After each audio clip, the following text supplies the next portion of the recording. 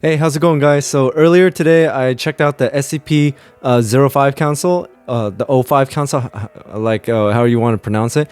And now we're going to be checking out the other video that you guys have been recommending to me a lot. And this one is called Good versus Evil, SCP Ethics Committee. And you guys have been recommending me this a lot because you keep on mentioning like how there's corruption within the SCP Foundation, and this is the basically the small group like that combats it. So we're gonna be checking it out and see what they're all about. So without anything else, let's jump into the video. You're a member of an elite mobile task force, tracking down an anomaly in a rural village somewhere in the Swiss Alps that was recently detected by SCP Foundation field agents. According to all the current intel, you're dealing with a particularly deadly and hard-to-contain monster, a shape-shifting entity that can kill with a touch and assume the form of anyone it kills. If this thing somehow escaped the village and broke into a major population center, it could blend in perfectly and cause death on a massive scale. It's up to you and your team to get this creature secured and contained before that can happen. You're going in heavily armed, with advanced sensory technology and several attack helicopters, each one loaded with plenty of powerful missiles. One way or another, you're putting a stop to this thing. But the best laid plans of Mobile Task Force agents go often awry. The mission is a bloodbath. Damn. The shape-shifting anomaly has blended in perfectly with the innocent civilians living in the village. Before you know it, half of your team have been killed, and you don't know which of the remaining team members are really themselves. This really couldn't have gone worse. And if you mess this up, not only is your life at risk, but so are the lives of everyone this anomaly happens to get close to. All of your superiors were killed or transformed in the battle with the shapeshifter, and you're now sitting at the top of your MTF's chain of command. The way you see it, there's only one option. You radio up to air support, alerting the several attack choppers circling the village. You tell them to rain fire and destroy the whole place. That's the only way to be sure to take out the anomaly. Things have gone beyond the point of easy containment. You sprint past the village limits as the volley of missiles and firebombs raze the formerly quiet settlement to the ground. Other than the task force members and the helicopters, you're the only survivor. Over 320 people are dead. But on the upside, the remains of the shape-shifting anomaly were found amongst the rubble by Foundation personnel. You prevented whatever horrors it would have caused if it had been allowed to escape. Mission accomplished. But it's not over yet. When you solemnly return to the containment site you've been deployed it's from, your accomplished, but at what cost? You to go pay a visit to Conference Room 2. You correctly assume that it's some kind of disciplinary meeting. Maybe the site director chewing you out for shoddy work, but ultimately congratulating you for doing what needed to be done under pressure. After all, making the tough decisions is what working for the SCP Foundation is all about. But when you arrive in the conference room, you're sitting across from a woman you've never seen before. She's tall, with hard, stern-looking features, and a plain but well-tailored suit. Despite being a hardened soldier on the Foundation payroll, something about this woman makes you nervous. She smiles and says, "Hello, I'm with the Foundation Ethics Committee. We need to have a word." For reasons you don't quite understand, you start to break into a cold sweat. The Ethics Committee? I thought they just existed to scare Foundation employees. I didn't know they had actual authority. But that's where you made a terrible mistake. And from the tight smile on the agent's face, you can tell that the Foundation Ethics Committee has a lot more power than you've ever imagined. Perhaps you know them from the jokes that float around the Foundation circles. How many members of the Ethics Committee does it take to change a light bulb? None. The Ethics Committee can't change anything. Perhaps you heard about the O5 Council's disdain for them. Those bureaucratic pencil pushers with all their rubber stamps and red tape. The jokes don't seem so funny now, though. The Ethics Committee representative clears her throat and tells you that you've been reassigned, effective immediately. You're now under the employ of the Foundation Ethics Committee, and this change is non-negotiable. You try to state your case in blind panic. Part of you thinks that being reassigned to the Ethics Committee after the mistake you just made is code for being taken into a windowless room and shot in the back of your head. But the agent insists that really isn't the case. The Ethics Committee hates codes and euphemisms. They don't say terminated, they say killed. Because at the Ethics Committee, clarity of language So they're is just straight up extremely telling you, important. like, what's they up? don't sanitize any horrific acts that need to be performed for the sake of containment. After all, it's their So they're job really to look blunt. these horrors in the face and give the final yes or no on whether they're carried out. As you may know, the SCP Foundation is essentially above all external law. No government, no organization, and no individual can tell them what to do. The 13 members of the O5 Council have almost unlimited knowledge at their disposal, as well as technology that the rest of the world could only ever dream of. With a setup like that, it would be easy to give in to corruption and go mad with power. If they wanted to, As I they said could earlier. abandon their mission of protecting humanity from the shadows and instead rule the world with an iron fist. That's where the all-important role of the Foundation Ethics Committee comes in. As Uncle Ben once said, with great power, comes great responsibility. Just as the O5 Council wields the power, the Ethics Committee wields the responsibility. They remind the whole organization that they are here to serve the world, not the other way around. Think of them as the conscience of the SCP Foundation.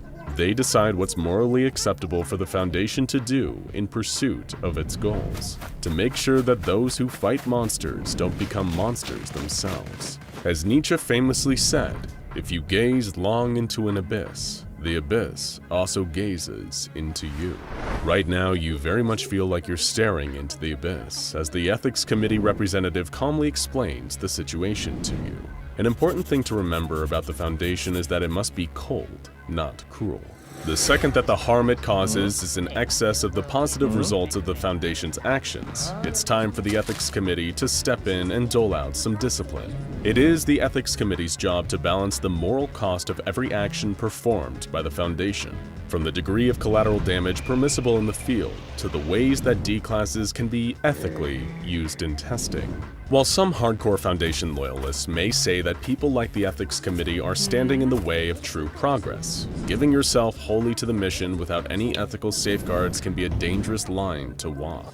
At that point, what's separating the Foundation from the Global Occult Coalition or the Chaos Insurgency?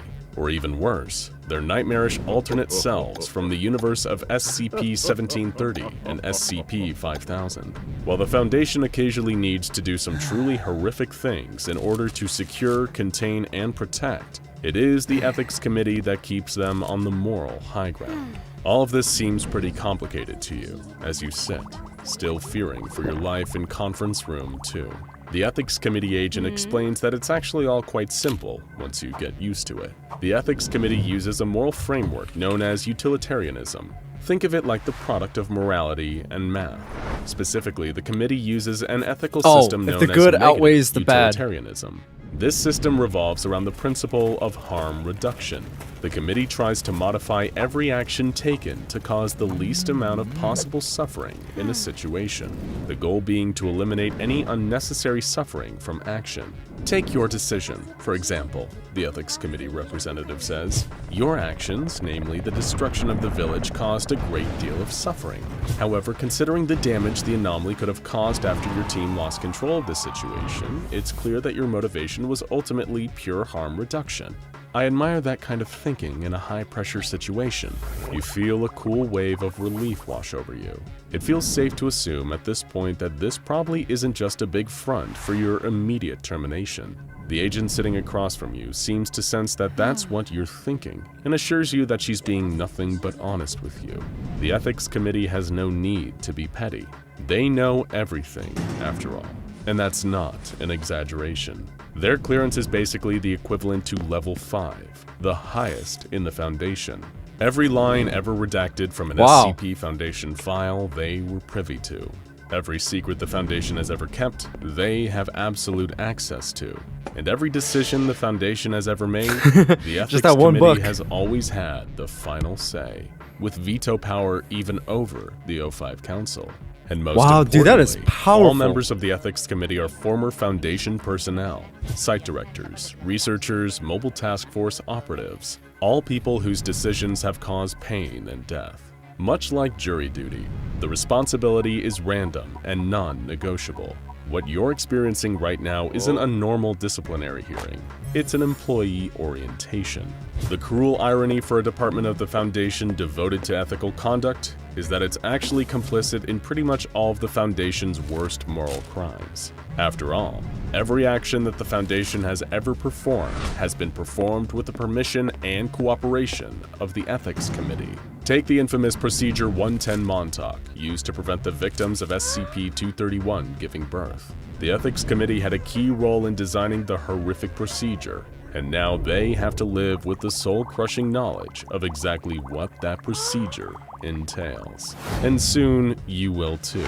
Just one of the many perks of joining the committee. It isn't the easiest job, the representative tells you. She's got the steely blank eyes of someone who has seen some things that people were never meant to see. She continues, "Before we conclude the first part of your orientation, I suppose I should tell you about the sowing circle. That'll give you a good idea of what you're in for."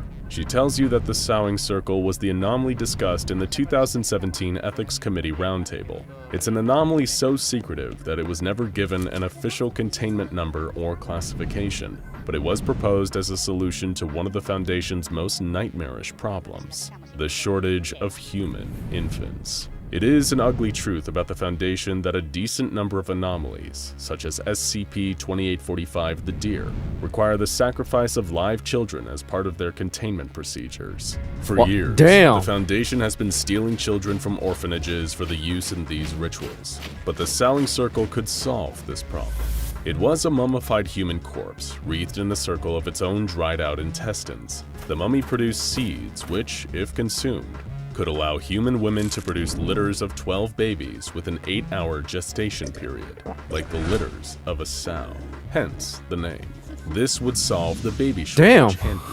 It was the job of the Ethics Committee to decide what would be the most ethical way to use this anomaly. In the end, despite their own personal moral disgust at the actions, their philosophy of harm reduction led them to one conclusion: using the device to impregnate already brain-dead patients, effectively turning them into comatose infant factories whose only purpose was to be used in horrific containment procedures. But ultimately, the sacrifice would pale compared to the pain averted, seeing as millions, if not billions, would be under threat from some of these entities being released. Not that this makes the knowledge of what needs to be done any easier to handle on a personal level, but of course after what you did at the village, you know this feeling all too well already. The pain and the guilt you felt at making that decision is going to follow you your whole life. And now, you're about to have countless more experiences piled on top. It's your burden, your duty, your job. The Ethics Committee agent forces a weak smile.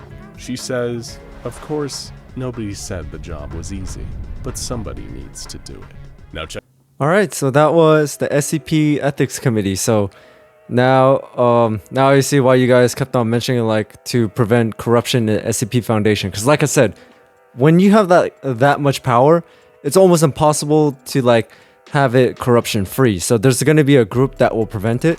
And so basically, what I got from this was the SCP-05 Council are the ones that chooses what to do. However, the Ethics Committee are the ones who chooses what is acceptable and what is right. So there's going to be like difficult decisions like, is this decision going to save more lives? I know both of them are going to be painful, but if we look at the outcomes, one can save billions. The other one could just like, we have to sacrifice a few hundred to save those billions. So that was a really good video about the Ethics Committee. So thank you so much for the recommendation. I really do appreciate it. Alright, so that's going to be it for today. So thank you so much for watching. I hope you enjoyed this video because I really did. And also hit that notification bell so you know when I drop another video. Thank you so much for your support. I really do appreciate it. Hope you guys are having an amazing day or night wherever you guys are. And I'll see you guys next time.